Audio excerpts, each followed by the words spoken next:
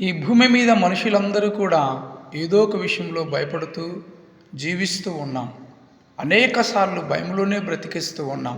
ఏం జరుగుతుందో ఏమవుతుందో అని చెప్పేసి అలాగే జీవిస్తున్నాం. దావీదు భక్తుడు కూడా తన జీవితంలో కష్టం వస్తే అలాగే బ్రతకలేదు, కానీ తాను నమ్ముకున్న దేవుని బట్టి బలమును పొందుకొని ధైర్యంగా జీవించడము నేర్చుకున్నాడు. దావీదు ఇలాగంటూ ఉన్నాడు.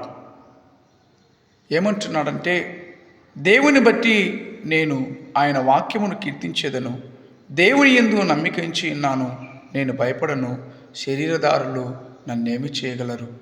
మనం ఎప్పుడైతే దేవుని బట్టి ధైర్యంగా ఉన్నప్పుడంట ఈ లోకంలో ఎవరికి దేనికి భయపడమని దేవుని వాక్యం సెలవిస్తున్నది. ఇంకొక ఆయన అదే మాట దావీదు భక్తుడు అంటున్నాడు, నాకు భయము సంభవించు దినమున దేవా నేను నిన్ను ఆశ్రయించుచున్నాను.